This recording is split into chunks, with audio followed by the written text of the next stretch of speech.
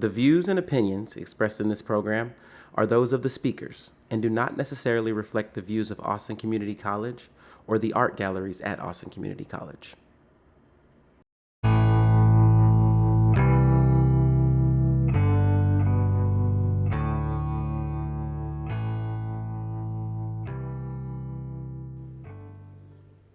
Welcome to the limited podcast series that features the artists in the American Roulette Collective. The work of these artists are currently featured in the exhibition American Roulette, Navigating Gun Culture in Our Violent Society, which is being held at the art galleries at Austin Community College, on view from February 25th to June 26th on ACC's Highland campus. My name is Dr. Inayatpour, and at the time of recording, I was an intern with the galleries at Austin Community College. Currently, I'm a UT student studying art history. I did these interviews last summer over the course of a couple of months leading up to this exhibition in order to supplement and add more context and nuance to the content being seen and visualized in the exhibition itself. This is a 4-part series on 4 of the 7 artists who constitute the collective. I'll be talking with Dominic Sansoni, an artist from the Chicago area who is one of the co-founders of the Artist Collective. When I'm in conversations, I try to be very careful about the words I choose. I refer to them as firearms, not guns. It's little things like that. I never use the word assault rifle because I don't want to get into semantic gotcha games. Michelle Graves, a research-based Las Vegas artist who joined the collective in 2021. Imagine the moment where a life ceased to exist. So that frozen moment, being in a situation, I had never shot a gun before myself. Yousif Del Valle, a sculpture and 3D design professor at ACC. We're all doing work on different fronts of gun violence. So my work focuses on mass shootings. And Cesar Conde, a Chicago-based artist who creates large-scale paintings and drawings that highlight social justice issues. To create that sort of destruction, it'll be a town. It'll be really interesting, and I hope that this senseless killings of innocent children ends. But powers that be, that we don't have it. The art galleries at Austin Community College partnered with the American Roulette Collective and began planning the exhibition in 2023. The Artist Collective mission statement reads as follows. The mission of this exhibit is to evoke a needed platform for productive dialogue across cultural and societal divides in order to listen and learn from each other. Violence and disregard for life have become so ingrained in American society and culture, from police brutality and institutional abuse to poverty and domestic violence, that our collective consciousness is now being shaped by paranoia and fear. The media we choose to consume numbs us, and the suffering endured by others becomes nothing more than flickering images on a screen, slowly turning our desensitization to apathy and fascination. The American Roulette exhibit presents provocative artwork influenced by gun culture and violence that comments on different aspects through the unique approaches of each artist.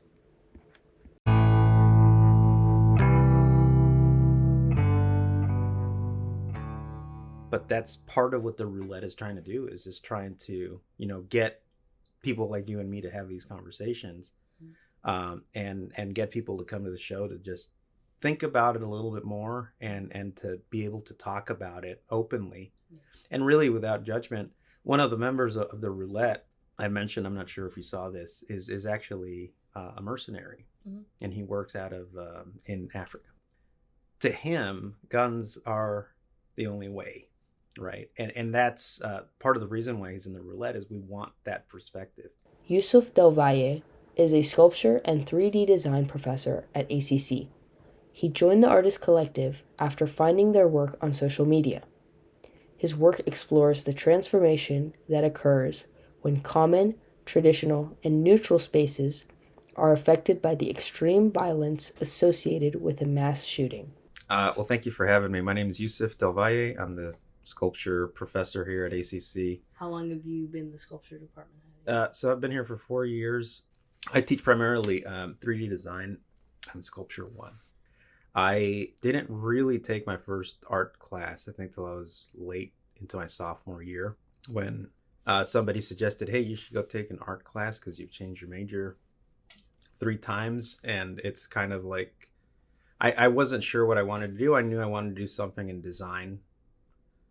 So I was interior design for a while, graphic design, which I did not like. It was a little too rigid for me.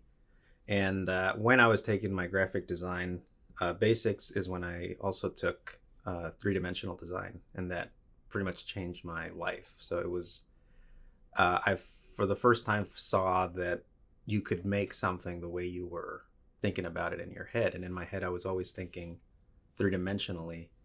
And my struggle was trying to complete the forms in my head on paper, and it was very difficult. So when I made my first 3-dimensional object, it kind of clicked for me. Moving forward into your own art practice, taking those design classes, where do you think your inspiration comes from? Well, initially it was just based on the idea of, trying to be as accurate as I could be on like the idea of representing something the way I saw it, or the way I would draw it, or the way I would imagine it was like really important. And yeah, like initially when I started making things, they were very much based on the human body. Like I did several studies of bone and muscle structure in ceramics. We did a lot of actual like human-sized bodies and miniature of bodies in steel, welded in my sculpture classes. So it was very much geared toward the human body. But then toward the end of so for my BFA show, I started to kind of step away from the human body and really consider the human body as an addition to the work I could do. So like you don't necessarily need a person there to show that a person is involved. So just making things at human scale, or making things at a precise height, or making things smaller to kind of get people involved, like automatically includes the human body. So it was more just a realization that, you don't always have to make people or these weird steel mannequins that I was kind of making. So yeah, it kind of shifted my interest in that regard. But now, I mean, what's my inspiration? I guess a lot of things. I'm really drawn to political events and current issues, but also historical issues, or things that have just had a really big impact in my life, or things that I consider to be unsolvable. So really anything outside of the scope of my teaching or art can and is an inspiration at different times.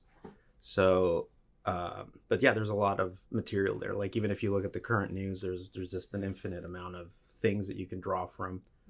And I just try to translate that into things that are interesting to me, and the things that I want to make. So like I don't necessarily make things that I'm not into. Like I don't make just to make, I guess. Yeah, which is good and bad. I mean, some people make a lot of things and they get more proficient at making that thing, and they continue to make that thing and they sell that thing. And for me, that it can get a little boring. Maybe like I'll do an iteration of something several times or 30 times, and then it's just sort of like, okay, like I'm done with that. Like I want to move on to the next thing or learn something new. As I was doing my research with your work and looking through all your stuff, I find that you have a particular affinity for miniatures, and a little bit ago you also mentioned that. Can you just talk a little bit about that affinity for miniatures? Yeah, I mean, I think that affinity started, there's just always been a fascination with things that are small. Like one of my favorite movies growing up was Gulliver's Travels. Mm. And I didn't know there was a version where he's the miniature. But I really enjoyed the idea of these little people looking up at this enormous thing and vice versa, right? So I think it started, it's not a new thing, but I've always been really fascinated by it. And it also comes to, I have a really big fascination with film, and particularly older films that used to use miniature sets for like big action set pieces, or before CG. So I think anything prior to the 90s, they were using a lot of miniature sets to create, I don't know, explosions, or like the White House in Independence Day when it gets blown up. It's like that's a miniature, and just it's really fascinating to see things, and to see the, I would say, scope of realization you can do with something so small. As long as you don't break the rules of scale, you can make little things look like real things. So that was always really cool to me. But I guess how I entered into miniature sets was due to necessity. So after grad school, or during grad school, I had a really big studio. So we had access to, I don't know, we shared a studio between the three of us. It was maybe 40 by 20, so it was a big space for 3 students, and we could do pretty much whatever we wanted in there. So I was making installation work, which was, full room, full size installations where the person can interact and walk through these rooms and experience whatever I wanted them to experience, right? So, and that was what my thesis show was based on, was a big installation and a lot of cast iron work. And then I realized, I'm gonna be out of a studio soon. Luckily, I was able to find a small space, but it was small, much smaller than I wanted, and much smaller than I could do anything with in terms of real life or real size. I mean, I could do little things, but not to the scale that I was doing at school. So I decided, well, I can make things smaller, and just as long as I try to make them to scale, I'll achieve what I'm trying to achieve without distorting things too much. And then, yeah, I mean, but it was really out of necessity, and then it just kind of became a really rewarding way of practicing. Mm-hmm. Earlier, you were talking a little bit about how you take inspiration for miniatures from movie sets, pre-CG. And in your more recent work, you've been doing miniatures that you film. How is it working with multiple mediums, using, 3D printing and CAD, and then going and using foam board and all this stuff, and then figuring out the pyrotechnics, the timing of it, filming the whole thing? You ever feel like a one-man production studio? It's pretty nerve-wracking. I mean, I can spend anywhere from 3 months to 6 months building a set and getting, working on the lighting, doing a lot of test shots, trying to figure out everything. And then I get one shot at filming it, right? Because it's going to be destroyed. Which was actually the reality of filming miniatures in movies. But, it's really exciting too. And it's, I also just take it as like, well, you're just, if it doesn't work out, I guess just do it again. There's no going back on it. Once you decide that it's happening, it's like you got to go all the way through it. So usually it happens within a period of 3 to 4 hours when we're doing the filming. And there's a lot of hiccups that can go on during the filming, or, anything from, a camera not functioning the way it's supposed to, or the acetone not flowing the way I want it to. So you just kind of do it as you can, and you do the best you can. I haven't had like I guess that's not true. I've had some disappointments where things didn't turn out the way I wanted them to.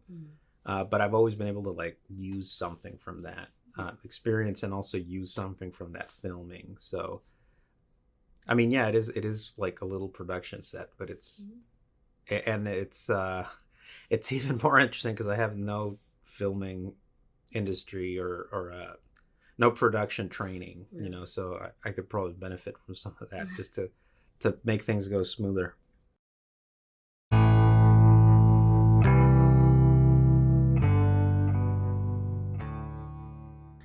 Can you talk about how you joined that artist collective? What was kind of the story there?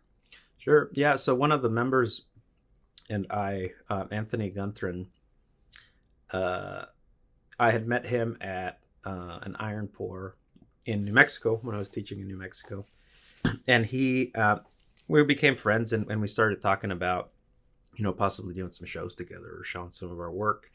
And we both expressed an interest in wanting to talk about gun violence and just all these mass shooting events, and trying to make work related to that, and trying to potentially show that at different places, you know, however that resulted. At the same time, I was friends with another member, but I didn't know about their collective, and it was called American Roulette, and I had seen some postings on social media, and I started looking more into it, and they were doing exactly what Tony and I wanted to do.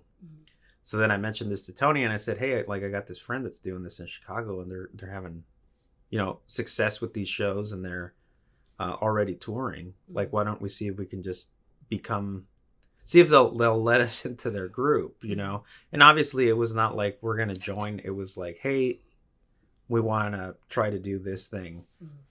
What do you think about it? You know, obviously look at our work and see if it matches what you guys want to do. And yeah, it just became this kind of they were very open to it, and you know, the potential of expanding the roulette through other parts of the country was also a cool idea. So from that, yeah, so we've Tony got us a couple shows in Colorado. I'm trying to do some works here in Texas. Another member lives in Nevada. So they're not all in Chicago, but they are based out of Chicago, 3 of the founding members. So it's kind of given us the ability to expand. But it was just pure luck that we happened to know the same people, or the right people. We're all doing work on different fronts of gun violence. So like my work focuses on mass shootings, right? I think like Cesar's focus is more on racial and police violence. Michelle's focus is more on the legalities and congressional ways of gun violence. So I think they're all taking on different takes on the same subject.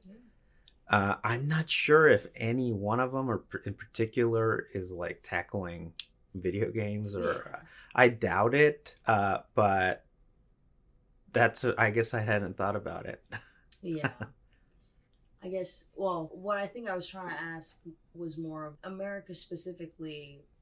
Our perception of what gun violence means is so perhaps distorted, and the news and the ways in which we consume media also, you know, impact that perception that we have.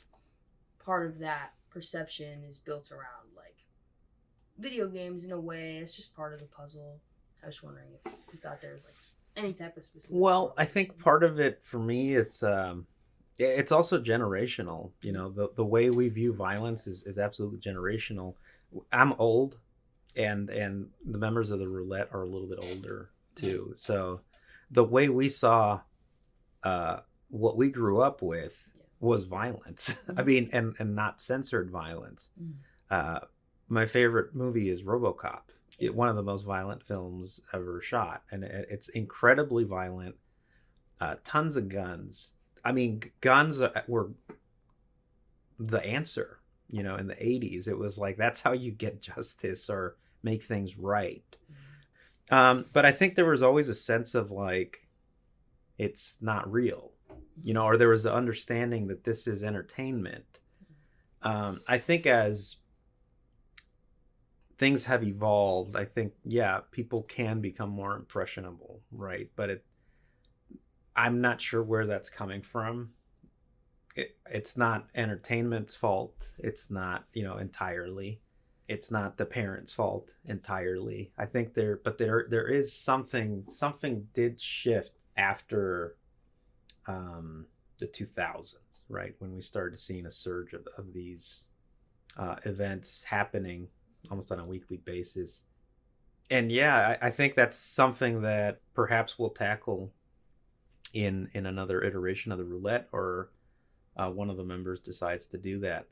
But it's not, you know, for me, it's like, I just never, I don't know. I never considered it as anything other than, you know, I know this is pretend. And it's just, to blame it on media saying, you know, kids are trying to emulate what they're seeing, or it's not the full picture. I'm sure it has something to do with it, but it's not. I don't think it's the full answer, and I think it's kind of a cop out actually when people try to censor that type of media because they feel that that's what's happening. When in reality, there's too many other factors. Like even in Texas, you know, the logistics of how people are able to acquire weapons. Automatic weapons. Is that because of video games? So people go out or is that because of movies? You know, I'm sure it can be an inspiration, but it's not the reason why some of these things happen. And yeah, we are absolutely very divided in opinions on our takes on gun ownership and you know, the idea of what to do when these things happen. But that's part of what the roulette is trying to do, is just trying to, you know, get people like you and me to have these conversations, and get people to come to the show to just think about it a little bit more and to be able to talk about it openly and really without judgment. One of the members of the roulette I mentioned, I'm not sure if you saw this, is actually a mercenary, and he works out of in Africa. Yeah. To him, guns are the only way, right? And that's part of the reason why he's in the roulette is we want that perspective, and we want that openness, and we want that dialogue to come from all sides, not just, you know, guns bad or guns good, but to be able to get people to be able to talk about it in a more open way, and yeah, to see both sides of it, and not really to try to convince anybody. But just like this is a problem, and we have to discuss it, and that's one of the ways that I feel like I'm doing something about it. Right? It's like I'm making work about this because it really does affect me, and I don't want this to just be something that just gets ignored or pushed under the rug. Through your participation in American Roulette, making the work that you do that clearly is not neutral, right? You're making a statement with any type of art that you make. Mm-hmm. Do you ever consider yourself to be a social activist? I don't consider myself to be a social activist, but I guess, how do you define it, right? Am I trying to get people to talk about what's happening? Yeah. I mean, is that social activism? Maybe. Yeah, I mean, bringing visibility to an issue. Yeah, I mean, I think it's. I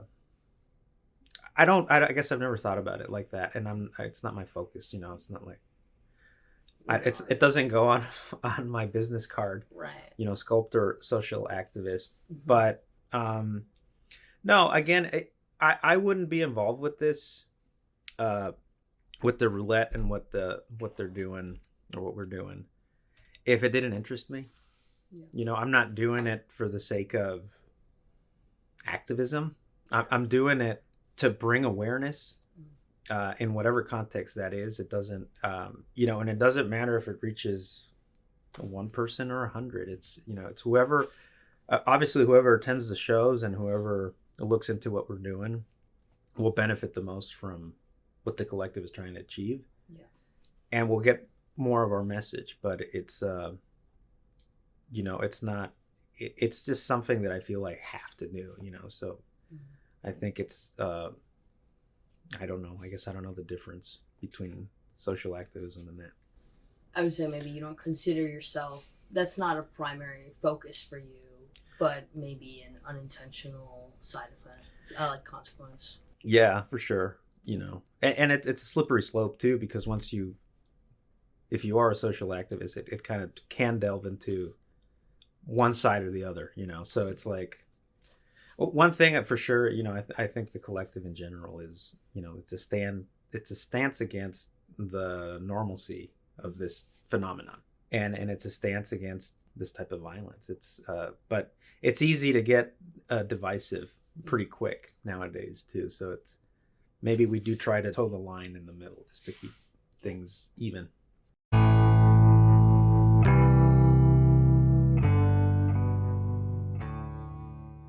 Thank you for listening to another episode of the American Roulette podcast. Special thanks to our host, Dr. and Yatapur, for conducting the interviews. Special thanks to Dominic Saisone, Michelle Graves, Yousif Del Valle, and Cesar Conde for sharing their stories. This series was edited and produced by Marvin Wigfall and Austin Lara as gallery interns through the radio, TV, and film program at Austin Community College, and co-produced by Peter Bonfido, exhibition curator and gallery director at ACC, as well as RTF professor Christian Raymond. We show appreciation to everyone at the TAG Art Gallery and everyone on Austin Community College at Highland Campus. For more information about this exhibition and other programming by the art galleries at Austin Community College, go to admc.austincc.edu/tag.